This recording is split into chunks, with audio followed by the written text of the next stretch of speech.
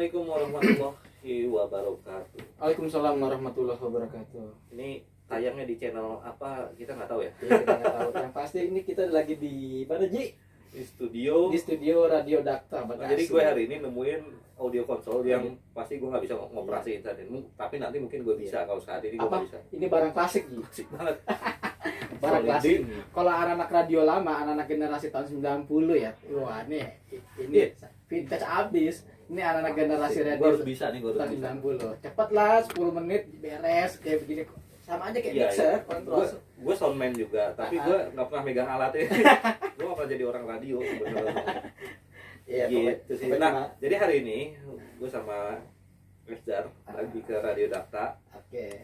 Terus ya menarik, biarin aja nih, nggak usah di apa. Seru banget pegangan handphonenya pakai karet, jadi hari ini emang Karet. nggak bawa tripod, nggak bawa apa-apa, cuma iya. bawa handphone doang, nggak bawa mic, cuma bawa laptop ya Karena kita mau ngobrol seru-seruan aja. ya. Jadi bisnis radio seperti teman-teman ketahui, bisnis media pada umumnya tidak lagi seperti di era 90-an Ke atau 2000 ya. sebelumnya ya. Sebelumnya apa? Akhir era digital sosial media merambah. Ini juga apa? Dilema permasalahan industri radio. Iya, lu lama di radio tuh. Ya, Lu seperti radio kan? radio ya, radiologi ya. Iya. Banyak permasalahan-permasalahan yang dihadapi di industri radio. Apalagi sekarang. Sekarang ini. Karena pada masih dengerin radio nggak? Iya, teman-teman yang menyaksikan channel ini masih dengerin radio nggak sih? Ada radio-radio favorit yang masih didengerin nggak sih? Dan cara ngedengerin sekarang gimana? Apa masih dengar putar radio, cari frekuensi katuk, atau sudah beralih ke aplikasi digital? Nah, itu yang pergeseran teknologi juga mempengaruhi cara kita mendengarkan radio. Karena rata-rata by aplikasi, termasuk perkembangan dunia podcast itu berawal kan apa konsepnya itu kan dari teknik siaran radio mengadopsi seperti itu podcast. Iya. Ya kayak gitu. Jadi gimana nih masa depan radio? Masa Enggak. Jadi gini teman-teman, hmm, tujuan kita ngobrol-ngobrol kali ini ya adalah sebenarnya untuk mengendorse Radio Dakta ya. supaya teman-teman dengerin lagi. Dengar supaya teman-teman bisa mendengarkan kembali Radio Dakta, baik menggunakan frekuensi analog ya di 107. Frekuensi Digital juga ada deh. di digital saat ini dalam prosesi maintenance ya. Semoga dalam waktu dekat bisa didengarkan di apa konten digital seperti itu. Kita yang di digital di Radio Dakta ini sedang ada perbaikan lah gitu. Semoga cepat kita bisa teman-teman mau ada di belahan bumi manapun bisa dengar Dakta secara real time 24 jam, yang penting terkoneksi dengan internet. Tapi sebagai pelaku media, gue juga dulu pernah kerjasama ya. Kalau gue kan dulu medianya media cetak sebenarnya. Ketahuan kan umurnya berapa, kalau masih kalau orang media cetak. Ya tapi masih orang banyak biar manggil gue mas kok. Nah jadi dulu tuh gue juga sering siaran di sini, setidaknya sebulan sekali lah. Itu between 2010-2011 maybe ya. Gue agak lupa ya, ada 10 years ago berarti. Lama 11 years ago, 11 tahun yang lalu, udah lama banget. Dan Radio Dakta ini legend. Dia mulai operasional siaran itu tahun 90-an. Iya, 90-an iya nih, legend. Barengan sama Radio Mustang ya. Angkatan-angkatan itu. Dakta Mustang itu seangkatan lah generasinya ya. Nah, karena ini salah satu radio legend yang udah lama banget ya, kita nggak ingin kan sampai misalnya closing collapse ya. Ya jangan seperti kayak radio lain yang kita perhatiin juga banyak yang dihentikan, akhirnya diakuisisi sama media-media besar gitu. Kita juga banyak kenyataan faktanya di daerah itu akhirnya dia nggak kuat, diambil radio besar. Iya, di Cirebon ada, akhirnya diambil radio besar seperti itu.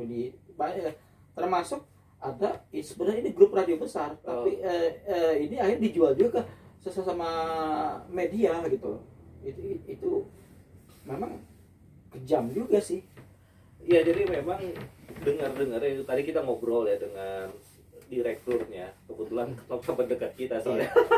So, direktur utamanya Radio Dakta kebetulan teman dekat kita ya, ternyata sedang melakukan transformasi digital saat ini, dan meskipun agak terlambat tapi itu emas, jadi harus dilakukan transformasi digital, dan itu kita akan support. Insya Allah kita berdua akan support transformasi digitalnya. Bagaimana Dakta tetap bisa bertahan, tetap eksis ya, menjadi radio pilihan masyarakat Bekasi dan sekenanya ya. Ya pokoknya sedapat frekuensinya lah gitu. Ya mungkin juga kita akan lihat ke depan trennya, karena kita belum bisa predik Betul. akan seperti apa bisnis media ke depan. Jadi bisa aja brandnya yang bertahan, tapi formatnya berubah. Apakah itu radio tradisional yang didengerin sekarang, mungkin mostly people dengerin radio di mobil. Di mobil ya, karena orang udah peak hour ya, pagi atau sore orang pulang kantor, masuk di mobil, di kendaraan, karena langsung nyala. Iya, di motor pun bisa connecting, ada radio ya. Motor-motor generasi sekarang kan fiturnya teknologi itu bisa seperti itu. Cuma kalau di motor agak effort juga, bahaya gitu. Tapi kalau di mobil kan dengan radio pilihin mana-mana, biasanya ya orang tuh sudah ada pilihan ya. Jadi teman-teman, diklik. Format tradisional radio yang seperti itu juga belum tentu akan bertahan. Betul. Kita akan ngelihat ke depan itu formatnya seperti apa. Jadi tapi Dakta as a brand itu yang harus dipertahankan sebenarnya, as a brand. Ya bahwa nanti misalnya dia tahu berubah jadi channel YouTube misalnya, why not? Ya nggak, itu hal-hal yang nggak bisa dihindari. Atau dia jadi salah satu akun di Noise atau di Spotify yang bisa kemudian memiliki banyak follower di endorse banyak brand, why not gitu. Jadi kita lihat ke depan perkembangannya, jadi adaptasinya itu yang akan kita dorong dengan perkembangan terbaru. Karena ya generasi sekarang tidak lepas dari namanya digital, konten sosial media. Gue ini tadi teman gue lagi nyetir gitu. Dia nggak dengerin radio.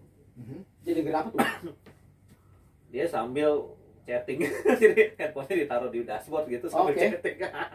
Atau sambil nelpon, jadi ya belum tentu juga di mobil orang dengerin radio. Iya betul, iya. Apalagi yang teknologi yang metaverse itu ya. By the way, metaverse itu masih fiksi ya. Kalau dulu ada kitab suci adalah fiksi, sekarang metaverse adalah fiksi. Tapi bisa dibuktikan mungkin 10 tahun ke depan. Demokrasi juga fiksi. Iya. Kayak apa, mobil listrik mungkin tahun 2030. Ini ngobrol kita ngalor ngidul nih, nggak jelas nih. Mobil listrik secara global dia udah di atas 10%. Yang dipikirin kan ngecasnya paling cepat 1 menit harus kelar tuh ngecas mobil. Itu yang harus dipikirin si pompa listriknya itu. Nah, industri media juga sama. Media radio itu termasuk koran, televisi itu pendapatan kan dari iklan. Nyawanya gitu ya. Iklan banyak ke media sosial. Nah, media ke iklan ini lari ke berbagai macam platform sosial media. Karena yang menjadi acuan utama adalah lu punya channel YouTube nggak sih? Iya kan? Kayak kasus kita berbicara gurita media, Netflix ya. Netflix nggak ada di Speedy. Ya, terusnya karena mungkin ini baik lagi persaingan salah satu TV kabel gitu ya. Terus dia menghayam pemerintah bagaimana? Sekarang andalan milenial cukup buka YouTube sama Netflix, selesai hidupnya. Sementara TV kabel sudah ditinggalkan. Kan seperti itu. Jadi gimana transformasinya ini tetap industri media ini bisa bertahan, termasuk radio itu juga mengalami yang saat ini mengalami transformasi dari teknik siarannya harus catchy, harus keren. Selain baik kan radio kan punya apa sih pasarnya ya. Yang ini radio anak muda, yang ini profesional, yang ini radio apa gitu kan. Nah, Dakta ini kan mengusung yang menurut lo bagusnya apa Dakta? Dakta segmennya ini ya, harus bisa diterima berbagai lapisan kalangan ya.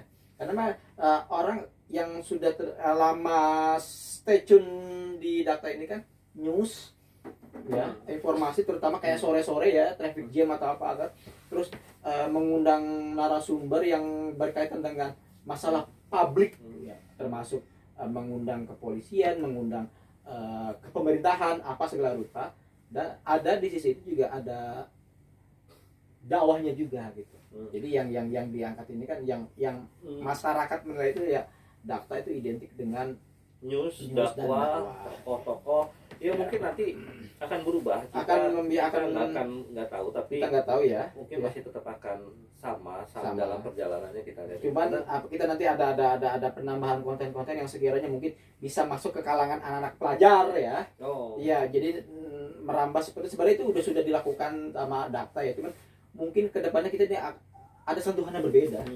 Ini masalah digitalisasi konten. Ya, ini yang tantangan industri radio dimanapun gitu, termasuk radio-radio kakap, radio besar yang berjaringan juga mengalami problema yang sama. Gue pernah dengerin radio sekarang bener. Kalau gue masih, karena yang memang gue lama di radio, tapi akhirnya gue masih mendengarkan, tapi kayak cara ngedengerin ini udah lain gitu loh. Iya. Caranya. Sekarang ngedengerin, jadi ya salah satu jahatnya media sosial, nggak algoritma media sosial, salah satu jahatnya adalah dia membentuk preferensi kita. Ya, dia mengarahkan kita harusnya suka apa gitu. Jadi kalau kita sekali aja kita nontonin cerita YouTuber yang cerita misteri itu sih, yang orang Medan itu. Iya. Gua lupa namanya. Iyalah, itu ya. Itu yang Wa itu. Atau Aldo yang cerita misteri itu, bini gue nonton terus di rumah tuh. Udah itu. Ya? Itu kecanduan tuh, iya, jadinya direkomendasikan itu. Iya. Nah itu rekomendasi YouTube tuh seperti itu. Seperti termasuk teman-teman yang percaya bahwa COVID-19 adalah pandemik. Ya, lebar nih ya, COVID nih asik. COVID-19 adalah sebuah pandemik, maka akan diberikan konten yang juga serupa ya. Jadinya kita makin meyakini bahwa apa yang sudah kita yakini sebelumnya itu yang dinamakan dengan confirmation bias. Confirmation bias. Kemudian apa efeknya terhadap industri, terhadap cara orang mengonsumsi informasi? Orang mengonsumsi informasi sesuai dengan apa yang diinginkan dan dengan cara yang paling mudah dia dapatkan, dan yang paling mudah, yang paling sering, yang paling dia biasanya pakai handphone. Misalnya dia nggak malas akan buka laptop, bukan malas kayak gue nih. Gue emang dari dulu emang selalu pakai komputer dan laptop gitu ya. Jadi gue sebenarnya nggak begitu aktif di handphone, tapi lebih banyak di laptop. Ya, di laptop. Karena emang dulunya begitu. Nah juga sama juga orang-orang yang biasa aktif mendengarkan sesuatu di handphone, mereka akan pakai handphone juga. Nah disitulah perusahaan-perusahaan media akan harus masuk ke sana. Dan menariknya lagi sekarang adalah bukan hanya perusahaan media, karena demokratisasi informasi telah membuat siapapun bisa menjadi publisher. Betul. Siapapun bisa jadi jurnalis, meskipun jurnalisme itu memiliki ada rambu-rambu yang ketat, sendiri. Bahkan sertifikasi kartu pers dan sebagainya ya. Tapi seolah-olah sekarang semua orang bisa memberitakan, bahkan membuat konten, bahkan membuat isu. Iya. Opini ya, membuat opini segala rupa melalui konten, entah channel YouTube atau apa gitu. Nah, sehingga yang sekarang trennya adalah makin emosional sebuah konten, emosional terhadap diri kita ya, berpengaruh terhadap emosional kita.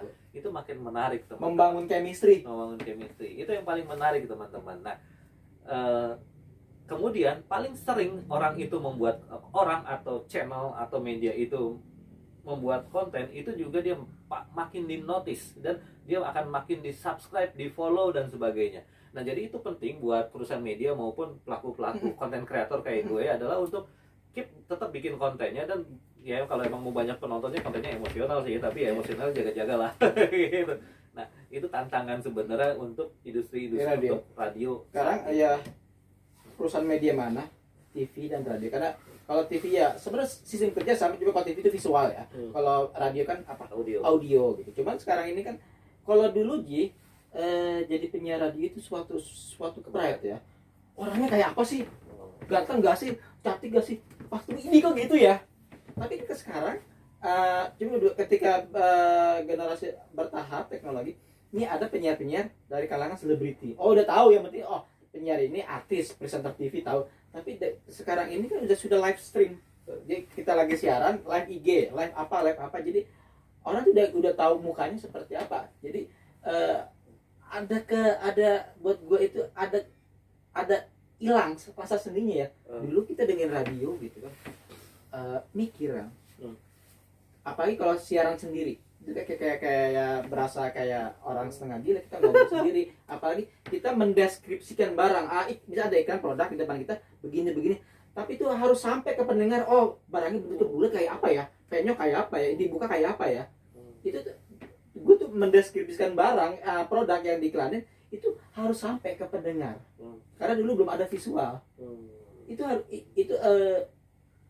kelebihan dasarnya industri radio pada saat itu belum didukung dengan visual gitu, termasuk penyiar kayak apa ya, cantik nggak sih, ganteng sih, begini ya. Nah, gitu.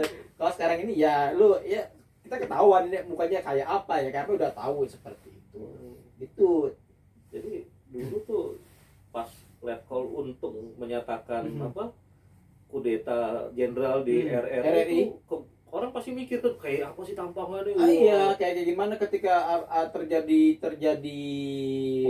pemberontakan itu, si listener pendengar itu kayak apa ya, kayak meraba gitu. Itulah transformasi teknologi, transformasi visual. Ya jadi salah satu ya media di zaman dulu itu membangun imajinasi. Radio itu membangun imajinasi. Itu tadi ketika kita nggak bisa melihat visualnya, tapi sekarang ada yang namanya podcast, teman-teman, dan itu ngetren banget, hampir semua orang pada bikin podcast. Nggak semua orang sih ya, banyak orang bikin podcast, dan ketika sudah banyak, justru jadi makin nggak menarik sebenarnya. Karena dia nggak tahu rule-nya itu podcast itu apa, jadi bikin aja. Podcast itu kan transformasi gaya siaran radio. Nah, itu yang mereka nggak paham. Jadi ya dia punya modal, punya kapital, dia bikin alat-alat podcast, tapi dia sendiri step A B C D itu sebenarnya ini keren tagline-nya, ayo dengar radio. Nah ini kan kita kembali ayo dengar radio gitu. Nah, mungkin gak metodenya ini yang sekarang ya, cara dengarnya ini. Iya, radio kekinian gitu. Gue lagi mikirin ini tagline-nya sebenarnya keren sih. Iya. Rada-rada vintage gitu tagline-nya. Iya. Cuma cara dengarnya ini yang berubah. Cara dengar ini yang berubah, udah nggak seperti dulu, semua terconnecting dengan internet. Itu kuncinya di situ. Meskipun radio sekarang bisa didengarkan lewat internet. Iya. Makanya ada radio internet. Paling sih biasa aja ya, seperti yang dilakukan oleh industri media, oleh media lainnya adalah konvergensi media, yaitu dia ada di saluran tradisionalnya. Dalam hal ini Radio Dakta adalah gelombang radio itu di frekuensi 107 itu di 107 ini FM ya, kemudian FM kemudian dia ada juga di internet digital, dia ada juga di media sosial di noise.id dan di Spotify, dia juga ada di YouTube gitu kan. Dia mungkin nanti ada di SoundCloud, pokoknya di semua aplikasi digital itu dia masuk lah. Iya, masuk ya, seperti itu. Emang dan paling begitu sih yang kita juga nggak lepas dari namanya channel YouTube. Jadi memang perkembangan radio yang gue perhatiin di radio-radio besar juga dia pasti punya channel YouTube. Dan ada yang ketika dia prime time, penyiar terkenal kondang, dia langsung live show di YouTube. Oh gitu. Makanya kita juga nanti ya gitu aja Bang. Kita kedepannya dalam waktu dekat ini kan kita coba sedang berpikir merevitalisasi konsep yang seperti apa sih yang kita bisa Radio Dakta Bekasi ini bisa bertransformasi di era digital. Jadi kita mungkin gaya siaran kita ngobrolin topik, sama kita jual diri kita, mengenal diri kita ke publik, ya ini siapa kita gitu kan, dengan live show-nya di channel YouTube. Seperti itu. Gue juga pengen nih, gue bikin konten nanti kalau gue udah diajarin pakai alat ini, mixer, audio konsol ini, gue pengen bikin konten tentang audio konsol ini. Menarik, kayak game konsol si siapa, Atari atau begini. Iya. Cuma kan ini alat ini begini. Ini kontrol utama udah katuk gini. Ini cuma penyeimbang, sama aja kita bikin channel itu kalau kita syuting itu kan sama gitu. Kayak gitu gaya siaran yang sekarang ini, terutama penyiar-penyiarnya itu sudah famous ya, berdua ngobrol talk show langsung live show. Kayak gitu. Nah, ini yang Dakta akan menuju ke sana insya Allah dalam waktu dekat. Jadi teman-teman yang biasa dengerin Dakta bisa menyaksikan penyiar kayak apa sih. Kalau live IG kan mungkin cuma 5 menit. Ya biasanya ada YouTube. Ini YouTube ya gitu. Yang live IG itu cuma banyak penyiar ya live IG gitu. Paling cuma 5 menit setelah itu kan. Tapi ini kan dari awal siaran kalau biasanya prime time itu kan pagi 6 ke 10, 4 ke 20 kan seperti itu yang radio format radio besar ya seperti itu. Kita data bertransformasi menuju ini memang harus dilakukan sama radio data dalam waktu dekat. Dan radio-radio lain pada umumnya. Dan radio lain banyak itu yang sudah berjalan bergerak gitu. Kita data ini ya nggak terlambat juga sih sebenarnya. Nggak ada kata terlambat. Apalagi brandnya masih brandnya sangat kuat. Kalau di kota Bekasi jadi, itu sangat kuat. Menurut direktur radio Dakta itu pendengarnya itu di atas 2 juta. Wih, banyak ya? Banyak. Jadi itu potensi. 2 juta itu gimana sih? Itu per hari? Jadi itu kan ada kayak PRSNI atau kalau ini kayak Esel Nielsen lah kayak gitu-gitu lah. Yang visioner ini. Jadi ya ini kan dengerinnya apa, baca korannya apa, denger radionya apa, stasiun TV-nya apa, channelnya apa gitu, programnya apa gitu. Jadi kayak radio. Gue cuma dengerin pagi aja, sore enggak. Karena yang menarik cuma ya anak pagi nih siaran gayanya asik. Sampai sedetil itu apa research kuesionernya seperti itu. Ini satu hal ya yang menjadi tren saat ini juga adalah on demand, konten yang on demand. Betul. Video on demand, audio on demand. Kalau kita ada, kenapa ada Spotify ya, karena kita bisa termasuk ini nggak sih live stream on demand juga itu, memutar ulang ya, pokoknya sesuatu yang bisa diputar ulang. Itu kan tidak bisa dilakukan di televisi konvensional, itu di radio konvensional karena ya udah kalau siarannya tadi pagi, lo lagi kerja atau lagi kuliah atau lagi sekolah, lo nggak bisa dengerin siaran itu. Iya. Gitu. Ini kita buka klik Spotify, di sini. Nah kalau media sosial kan lo bisa mengulang-ulang itu terus. Betul. Ini kayak podcast temen gue nih penyiar legend ya. Begini. Jadi lu bisa dengerin sampai tolol gitu di seri berapa ya. Istilahnya kalau di TV itu rerun. Nah, ya kebiasaan itulah yang dibentuk dan diciptakan untuk kita ya. Jadi di media sosial memang didesain dengan apa yang namanya persuasif teknologi, yaitu bagaimana bahkan ya sampai warna tombol, bentuk tombol di dalam aplikasi itu merah, kuning, hijau. Di dalam aplikasi. Aplikasinya di HP ya betul ya. Desainnya aja, UX-nya itu sampai dipikirin gimana itu persuasif. Dia membuat kita ingin mengklik tombol. Makanya termasuk salah satunya adalah fitur notifikasi di media sosial, Twitter atau apapun, ya, Telegram dan sebagainya. Itu persuasif teknologi. Karena kita nggak sadar ya. Karena basically kita FOMO, fear of missing out. Kita nggak mau kita lagi chattingan nih sama gebetan. Kita nggak mau ketinggalan. Pas dia jawab langsung gitu kan. Jadi makanya ada fitur notifikasi. Nah, seperti itu teman-teman. Nah, hal-hal seperti itu yang sebenarnya radio maupun industri media pada umumnya yang tradisional dia harus memahami dan harus bisa mengkapitalisasi fitur-fitur itu jika ingin terus bertahan. Gitu. Apa sih ya? Yang pasti tetap pengiklan. Oh iya. Karena nyawa dari perusahaan media termasuk radio cuma adalah satu iklan, kedua radio itu bikin event. Ya kayak dulu ya di radio anak-anak muda gitu kan, kita bikin event jualan tiket. Kita ngejam ya di kafe apa, beli tiketnya di radio kita gitu. Seperti itu. Ya mungkin itu dulu ya. Mungkin sampai 2000-an pertengahan. 2000-an pertengahan. Tapi kan setelah disrupsi digital, apalagi sampai ketika era post-truth 2016 ke sini. Ya. Ini udah totally change. Semuanya udah berubah apalagi sejak 2016 itu era kebangkitan BlackBerry. Iya. Apalagi sejak pandemi ya, ini semua berubah. Jadi dan kita masih belum bisa predik 2 tahun yang lalu ya, yang awal pandemi itu kita siaran akhirnya nggak di studio, di rumah. Iya, ada gangguan teknis juga, kecepatan akses internet putus-putus atau apa itu menjadi gangguan juga. Kita yang bergerak di industri radio, penyiar ya, produser itu sempat mengalami stres juga. Ini nggak bisa kayak gini, kita orang lapangan, orang ini dikandangin di rumah. Gitu. Akhirnya ketika radio itu, ayo deh kita siaran radio ya. Nah, maksudnya ke studio, mic dibungkus, ya. Kita pakai masker terus pakai skat. Ya bisa berdua ini skat ini pakai apa ya, kaca akrilik yang bening ini. Seperti itu. Ya. Sampai segitunya. Sampai pada saat itu sampai segitunya. Itu yang terjadi kemarin. Oke, gitu Oke, teman-teman, gitulah. ngobrol-ngobrol nggak jelas soal Ngobrol ini. media dan industri. Jadi intinya kepada teman-teman media, cepat-cepatlah berubah, Iya. adapt ya, selalu sesuaikan dengan keadaan terbaru.